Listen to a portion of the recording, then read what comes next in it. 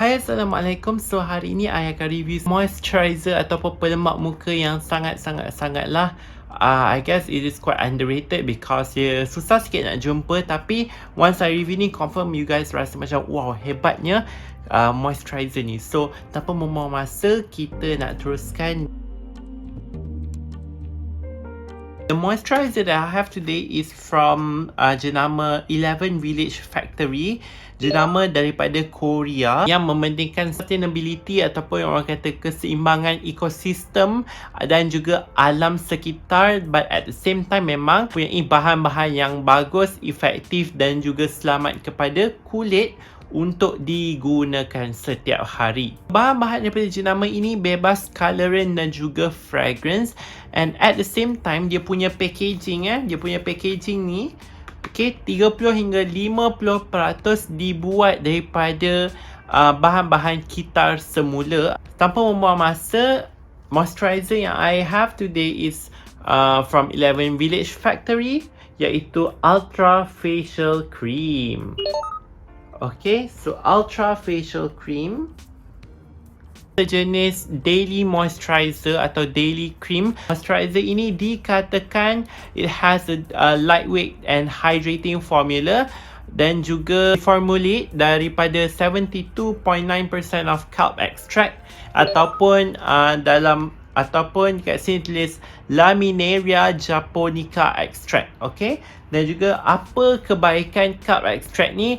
Macam biasa, bahan-bahan orang kata daripada plant extract bantu untuk soothing dan juga bantu dalam anti-inflammatory, antioksida dan sebagainya.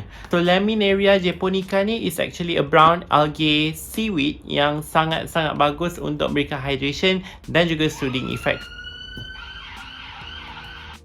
Dalam ni juga ada bahan-bahan lain seperti glycerin dan juga yang bantu untuk hydration, serta ada bahan-bahan emmolient dan juga occlusive. Kat sini dalam ni ada shea butter, iaitu sejenis bahan occlusive yang lockkan hydration kat kulit supaya kurangkan transepidermal water loss ataupun penyejatan air keluar daripada kulit.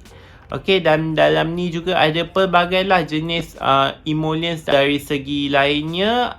What I can say, dalam ni ada hyaluronic acids dan juga ada beberapa gabungan-gabungan plant extract yang memberi sedikit sebanyak haruman. Dari segi fragrance, dalam ni tiada fragrance, so sesuai untuk kulit yang sensitif. Dan juga dari segi tekstur untuk moisturiser ini sangat for me it is quite rich. Okay, I'm being honest here, it is quite rich for oily skin yang betul-betul oily. I think it is quite thick, it is not that lightweight.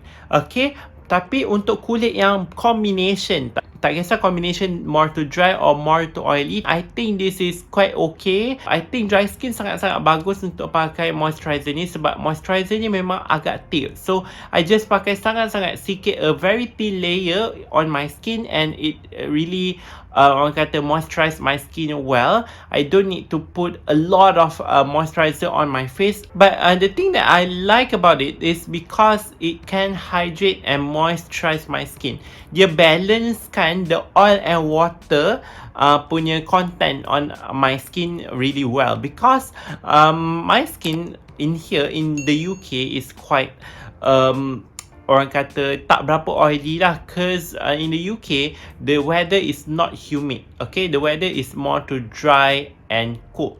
So that's why dia punya weather ni memang quite mengeringkan kulit. Rather than kat Malaysia memang lembab.